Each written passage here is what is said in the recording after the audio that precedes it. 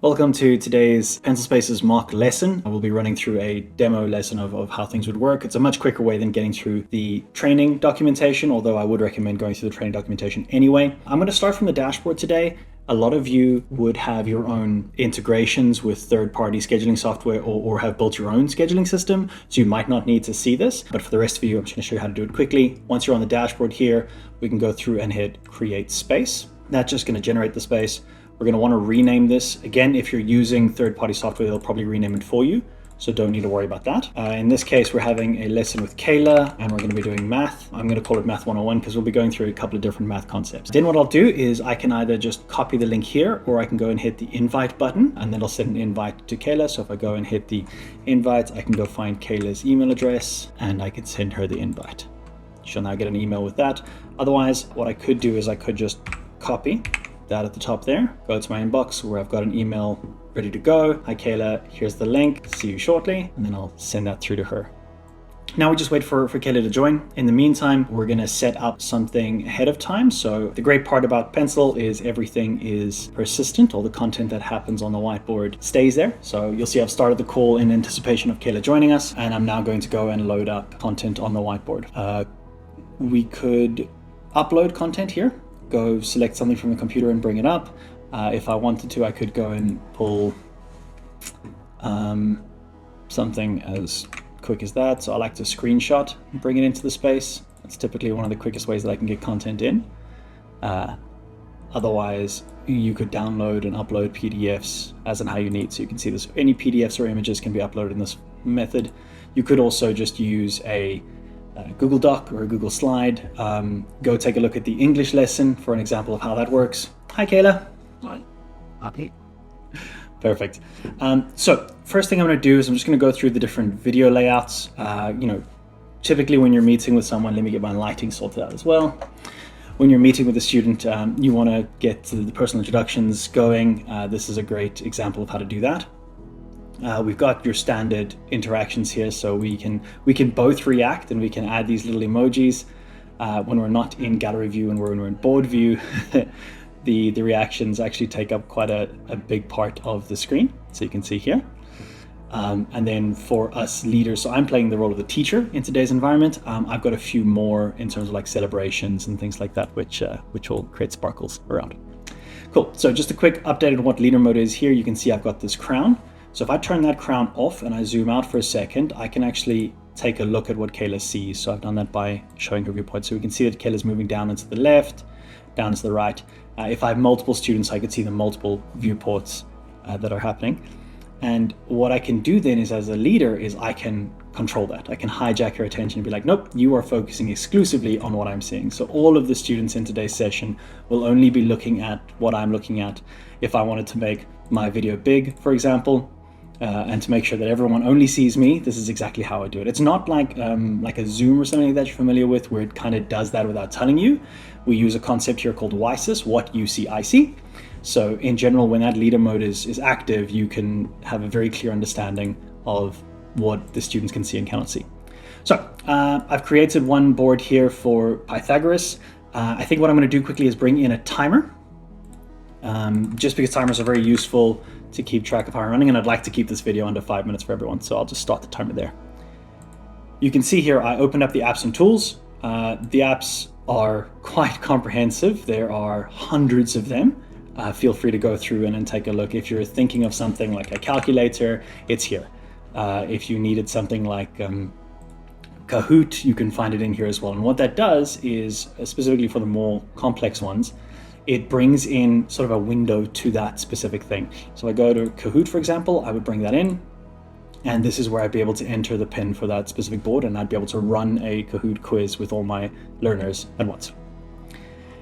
Going from that, got some resources that are built in as well. So beyond these apps that we showed you, if you go take a look at the resource library right at the top here, I can go to mathematics, maybe algebra, and then I can go find the algebra tiles.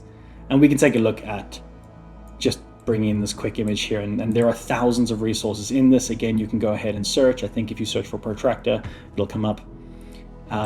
What I like about this one specifically is it's a great way to get started on today's topic, which is how Pythagoras taught the common man about the square root of 2. So the square root of 2 is a very weird number, right? 1.49 something, something, something, something. And it keeps going on forever and it never repeats. You could, if you assigned a letter to every number combination in there, you could find all the works of Shakespeare written in the infinite decimal points of the square root of 2, right? Because it is infinite and it keeps going forever. So how does something like that happen in math? How does something so weird and so unpredictable come about? Well, if we go back to how we remember how squares work, right? If we have a square that has length x and width x, or the other way around, we know that the area of the square is x squared, right? So if this was length 2 and this was width 2, we would know that this would be 2 times 2, which would give us 4, okay? Now, we can take that exact same calculation and we can go backwards. I'm going to make use of the highlight here, or the laser pointer. So if we can start with 4, well, we know we can go backwards and say, well, what is the square root of 4? That's going to give us 2 and 2, right? So that would be the length of those sides. Now, what happened in ancient Greece was a very famous debate that happened in the town square. Some people were saying that math is divine and numbers are divine. The idea that 1 plus 2 plus 3 plus 4 equals 10 was evidence to them that math was divine. And so they thought that the common man couldn't understand something as complex as the square root of 2. And this was proven wrong in the exact square. They said, okay, if I have this square here, and we've already established we know how to get to the area of the square, what happens when this square, let's use a different color and maybe a slightly thicker line, has an area of 2? So I know for a fact that there are 2 grains of I guess 2 farms worth of maize in this, or beans in this square here. What is, and this is a perfect square, what is the length and the width? And through this discussion and this debate, it eventually came to show that this has to be something that when times by itself will give me 2. And we have no number for that right now, so we use the symbol, the square root of 2, to show what that is. Now, could we ever 100% accurately write out the decimal points of the square root of 2? No, but that's irrelevant. We can get as close as we want, but that explains what the concept of the square root of 2 is. So we can then do that, and I can go through something that's slightly a bit more complicated. I can say, great, Kayla, as the student today, I'd like you to tell me, what if this square had an area of 9? What are we going to see? And I'm going to ask Kayla to then grab the pen and write in.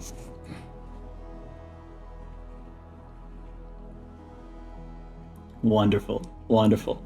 Okay, and so this is a great example. What we've written here is the square root of 3. Right? Now, if I take the square root of 3 and I take and times it by itself, what am I going to get? Right? If I multiply those two together, I'm going to get 3. 3 does not equal 9. Right? So, Kayla, how would we fix these sides to make this a bit more accurate? Something needs to go. Exactly. So we get rid of the square root symbols. Voila. Now we have the perfect example. So we've shown you how to use the laser pointer, shown you how to use the different tools at the bottom. If I wanted to create my own square, I've got the squares available here. I think if you hold down Shift, it'll keep the proportions. The same way that if you have a line tool and you hold down Shift, it will pin it to the different angles as opposed to running all the way around. If I've got the pen tool out and I hold down Shift, it's going to keep it as a straight line. It's a very good way to have a quick sort of line.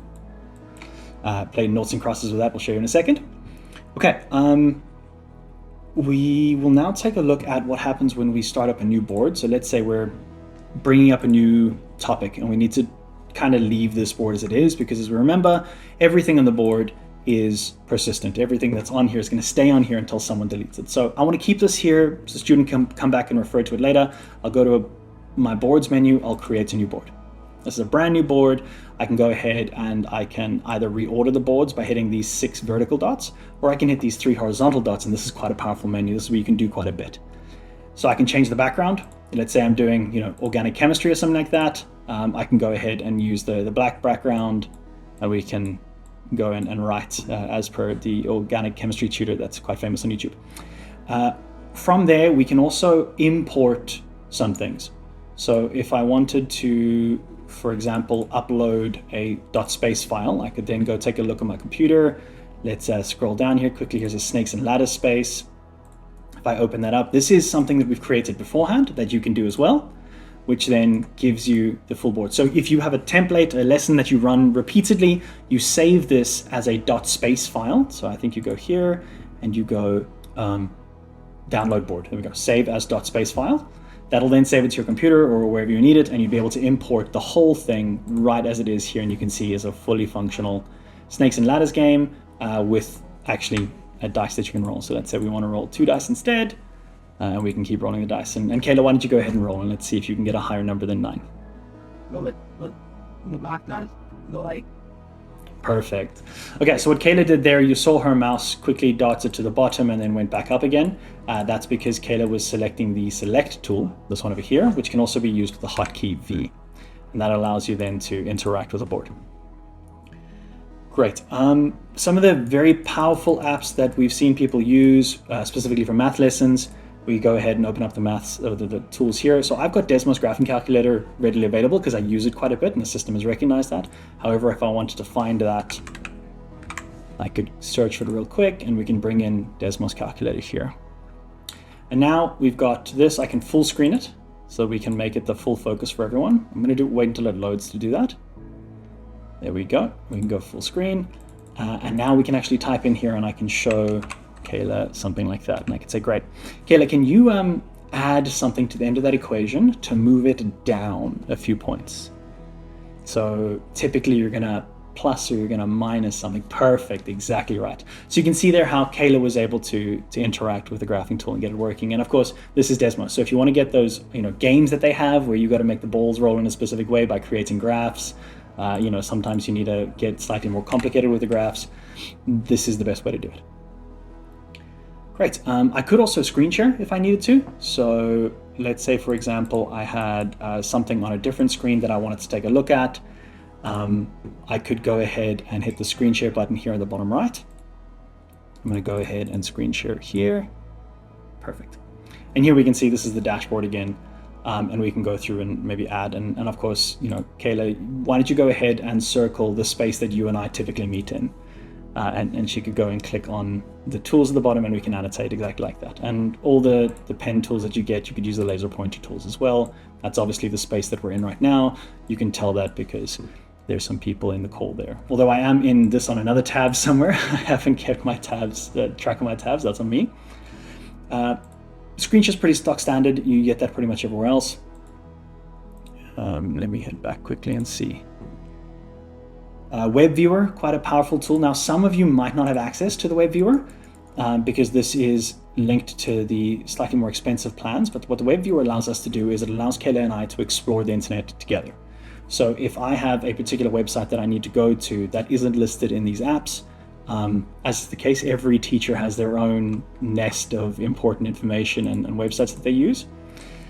We can go ahead and search for that. So let's go to Mathagon is one that I like to use from time to time. It's going to make me do the check to see that I'm not a robot in this case. Let's pretend that we went to Mathagon. I'm not going to take everyone in this video through that. We could then interact with the website together. So I could go ahead and make this full screen. I could say, like, Kayla, please can you search for the area of a circle?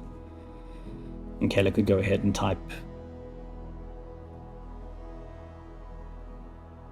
Perfect. Okay, and then we can go through and interact with that together. The same is obviously true for apps like YouTube, for example. So if I wanted to bring in a specific YouTube video because there's a guy out there who can teach calculus better than I ever could, I can go ahead and find the YouTube app. I could bring it in. I'm just waiting for it to load, and then I could go find, I think it's Dr. Berger who does it, and I'll just show you how exactly you get through that. So we're on YouTube now, pretty standard, and let's go for calculus in 20 minutes or less. No, not. Oh, no.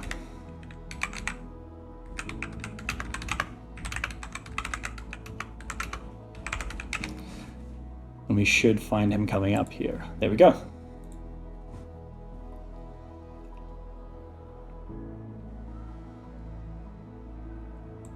So the great news is when I'm pausing, that obviously pauses for the student. And so what we can do is we can even annotate as he's talking about certain things, and I can show, okay, maybe we'll take a look at this video later.